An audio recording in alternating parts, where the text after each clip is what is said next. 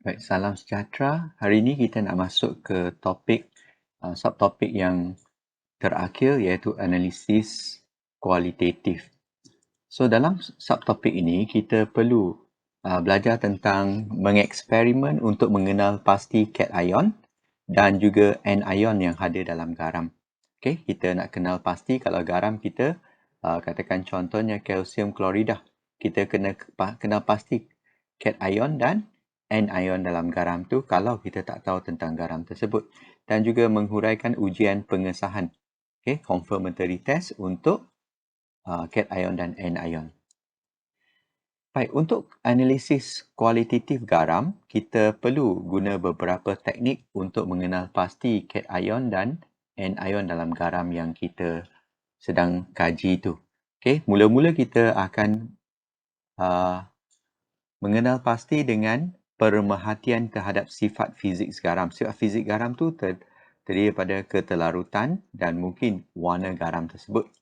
Lepas tu yang kedua, kita boleh jalankan tindakan haba ke atas garam. Gas yang terhasil tu akan membolehkan kita mengetahui kebanyakan tentang anion yang wujud. Dan juga lepas tu kita akan confirm dengan ujian anion dan cation, dan juga selepas tu kita buat confirmatory test ataupun ujian pengesahan cation. Baik, untuk sifat fizik, yang pertama kita boleh lihat daripada segi ketelarutan dalam air garam tersebut. So kita kena hafal, kita dah belajar yang bahagian ni no anak tu bermaksud garam-garam yang larut. Okay, kalau no anak tu maksud dia no tu adalah untuk nitrat. So semua garam nitrat larut. Kalium nitrat, barium nitrat, magnesium nitrat, aluminium nitrat semua larut. Okey, dan kedua adalah ANAK. ANAK, A tu adalah amonium, kalium untuk Na, dan Na natrium, dan K tu ialah kalium. So semua garam-garam ni adalah garam yang larut. Kita boleh berikan sebarang nama. Kalau amonium diikuti dengan sulfat larut, amonium diikuti dengan klorida larut, kalium diikuti dengan katakan nitrat larut, natrium sulfat larut. Semua garam ni adalah larut. So kita boleh simpulkan semua garam nitrat, semua garam kalium, semua garam natrium, semua garam amonium adalah garam-garam yang larut. Okey, untuk sulfat dan klorida, kebanyakan ataupun boleh kata semua larut kecuali untuk sulfat PBC. PBC tu ialah plumbum, barium dan kalsium. Okey, plumbum sulfat, barium sulfat dan kalsium sulfat tak larut, dan untuk klorida kita boleh simpulkan bahawa PAH tak larut. PAH tu plumbum, argentum dan mercury. So tiga-tiga klorida ni tak larut, yang lain larut. Okey, dan juga kalau kita lihat kepada garam karbonat semua tak larut. Okey, semua tak larut kecuali kalau dia adalah garam karbonat natrium, kalium dan amonium. Okey, so untuk pemerhatian sifat fizik dari segi ketelarutan, kita perlu hafal beberapa benda ni ataupun ketelarutan. Semua garam nitrat, kalium dan natrium dan juga amonium larut. Sulfat semua larut kecuali PBC. Klorida semua larut kecuali PAH. Garam karbonat semua tak larut kecuali natrium, kalium dan amonium. Baik, kalau kita lihat kepada warna, kebanyakan garam warna dia adalah warna putih. Warna putih. Okey. Dan kalau dia warna putih, kalau kita larutkan dalam air, larutan garam yang terhasil biasanya adalah larutan garam tidak berwarna. Yang berwarna ada beberapa yang kita perlu hafal. Garam ferrum 2, kalau ferrum 2 klorida, warna dalam bentuk pepejal hijau. Kalau dalam larut dalam air, dia akan menjadi larutan aqueous warna hijau. Kalau ferrum 3, warna pepejal perang, dan juga kalau dalam larutan aqueous juga larutan perang. Okey, untuk cuprum 2, Cu2+, Cu2+ ni, kalau dia cuprum sulfat dan cuprum nitrat, warna pepejal dia biru dan larutan aqueous warna biru. Tapi kalau cuprum klorida ni, pepejal dia warna hijau. Seakan-akan garam ferrum 2. Tapi bila larut dalam air, dia akan membentuk larutan aqueous biru. Dan untuk kuprum karbonat juga warna pepejar dia hijau. So ingat kuprum 2 positif, kuprum klorida dengan kuprum karbonat warna pepejar dia hijau. Tapi kalau larut dalam air, kuprum klorida akan dapat larutan biru. Tapi kuprum karbonat dia tidak larut dalam air. Kita dah belajar tadi, semua karbonat tidak larut kecuali garam karbonat natrium, kalium dan amonium. So itu adalah beberapa warna yang kita boleh dapat daripada garam-garam. Okay. Contoh analisis kualitatif, makna kita nak kenal pasti cation dan anion melalui melihat sifat fizik saja. So mula-mula kalau kita lihat warna hijau. So warna hijau tu ada kemungkinan warna untuk garam ferrum 2+ ataupun ion Cu2+. Okey. Kalau kita larut dalam masukkan dalam air dan dia dapat mendapatkan hijau, bermakna dia tak larut. So pepejar tersebut mungkin adalah kuprum karbonat sebab kuprum karbonat adalah pepejar hijau dan tak larut, ataupun garam ferrum 2 yang tidak larut. Okey, ada banyak ferrum 2 yang tak larut, ferrum 2 karbonat pun tak larut. Okey, kalau dia larut, okey, pepejar hijau ni kita larutkan, maka dia adalah confirm dalam tu ada ion ferrum 2+.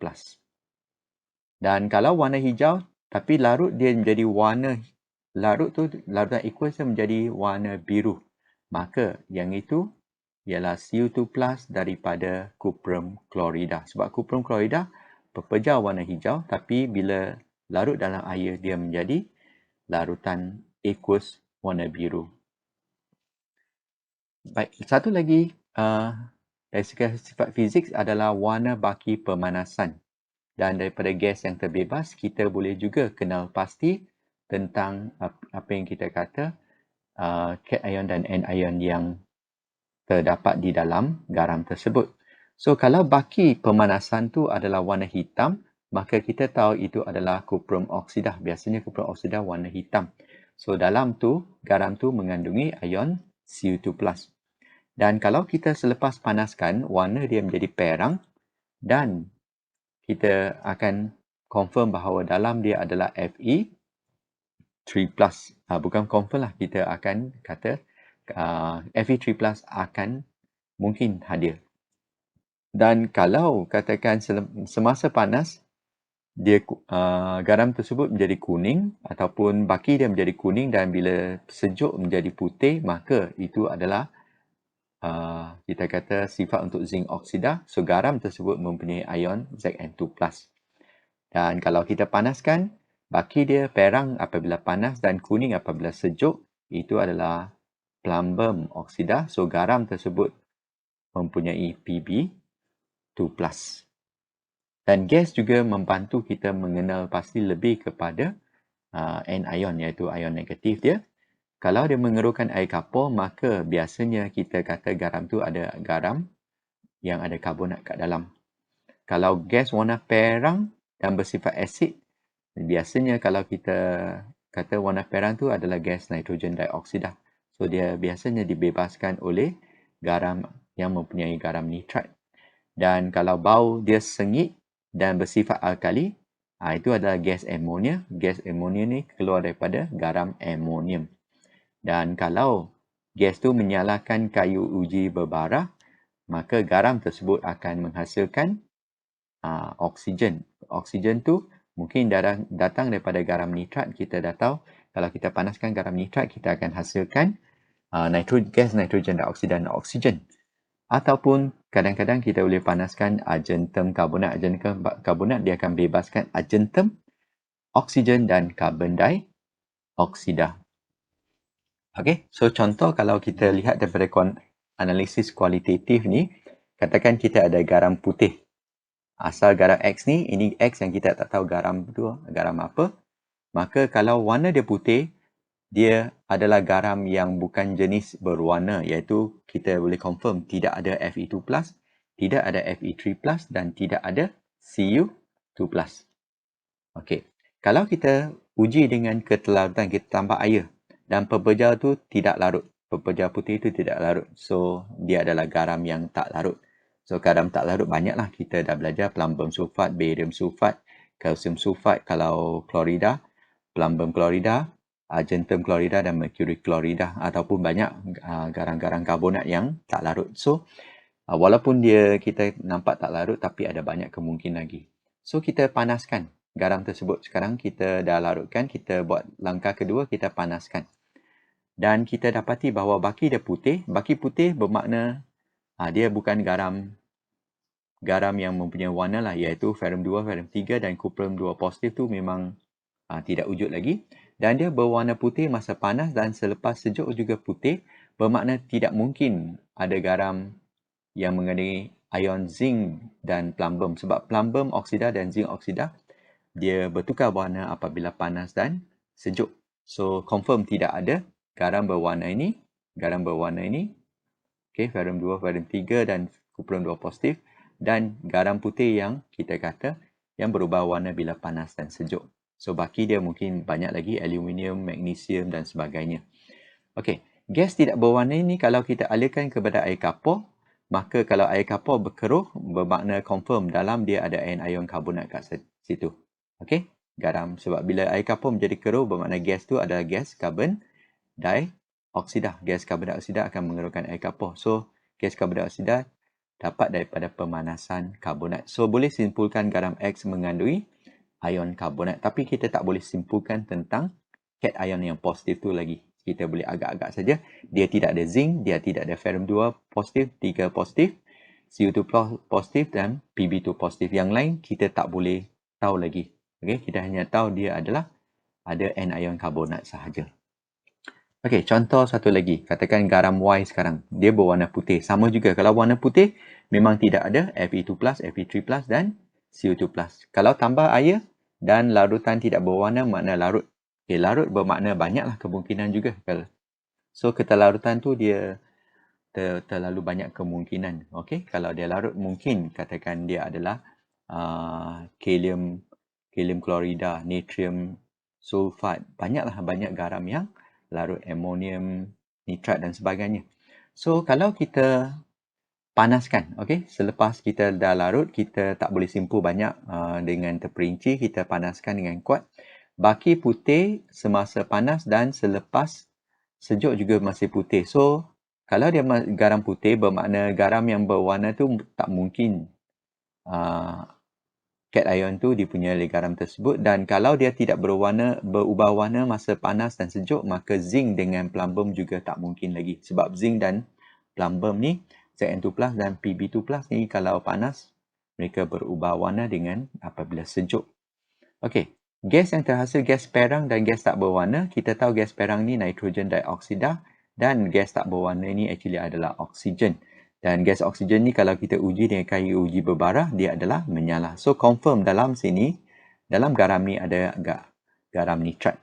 Okay? Sebab gas nitrogen dioksida dibebaskan dengan oksigen dibebaskan. So, kita boleh confirm garam Y adalah ada ion nitrat. Tapi tak boleh confirm tentang cation juga. Okay? Baik. Ujian untuk anion.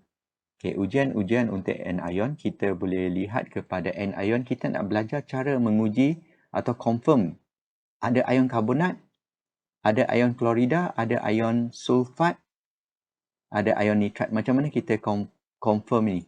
Okay, untuk karbonat, senang saja. Kita campur dengan asid cair. Kalau asid cair tu, bila campur dengan asid cair, gas yang terbebas kita alir melalui air kapur, dia keruh. Air kapur keruh bermakna confirm bahawa karbon dioksida dihasilkan, dia adalah garam tu mempunyai anion karbonat. Bermakna mungkin kita dapat katakan magnesium karbonat, kita alirkan air kapur, kita confirm. Okey, ini ada karbonat.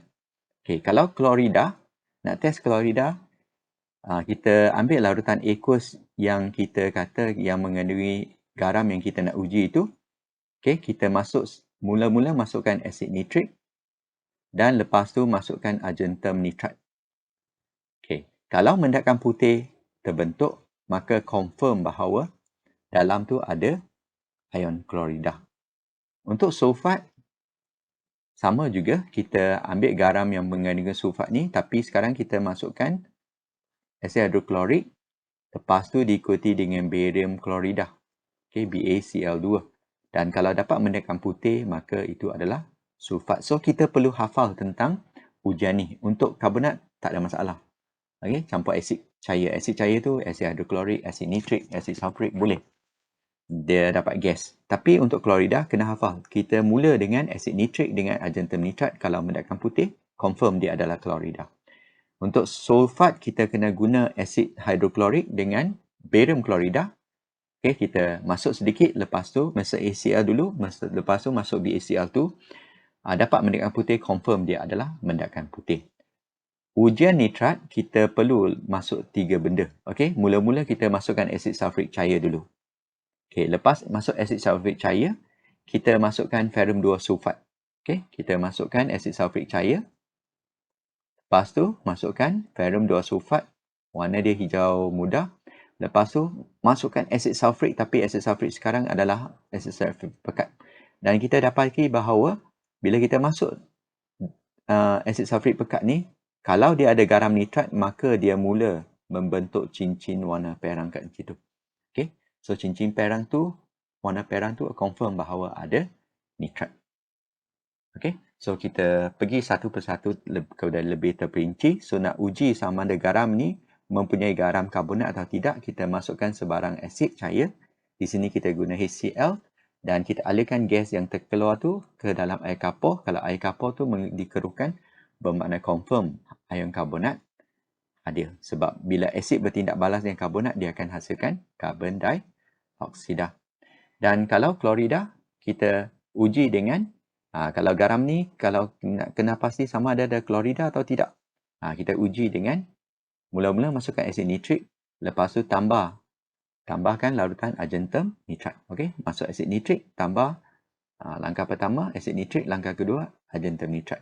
Dan kalau dapat mendekat putih, confirm klorida hadir. Sebab AgCl, argentum dengan Cl negatif tu akan membentuk satu garam yang tak larut. Okey, klorida semua larut kecuali PaH argentum adalah tak larut. Okey, sulfat. Kalau sulfat kita nak kaji sama ada garam ini ada anion sulfat, kita mula-mula masukkan HCl diikuti dengan barium klorida. Okey, masuk HCl diikuti dengan barium klorida dan kalau kita dapat mendekat putih kat bawah ni, bermaksud kita kata ion sulfat hadir. Okey, HCl dengan barium klorida. Mengapa ada mendekat putih? Sebab barium sulfat terbentuk. Okey, barium daripada barium klorida dan sulfat daripada garam tersebut membentuk barium sulfat yang satu pepejal kita kata garam tak larut. Okey, itu adalah confirm kita kata sulfat hadir. Baik, untuk nitrat kita perlu masukkan mula-mula 3 benda, asid sulfurik diikuti dengan ferrum 2 sulfat diikuti dengan asid sulfurik yang dimasukkan secara perlahan-lahan dan kalau boleh kita condongkan tabung uji tersebut dan kita akan dapat kita kata cincin perang kat sini. Cincin perang tu kalau terbentuk memang confirm itu adalah nitrat. Okay, so ini adalah kita kata lebih kepada ringkasan kepada ujian untuk anion. Okay, untuk karbonat, klorida, sulfat dan nitrat kita perlu hafal ke semua ujian ini. Okey, ujian ion kita akan belajar pada masa yang akan datang. Kita berhenti di sini.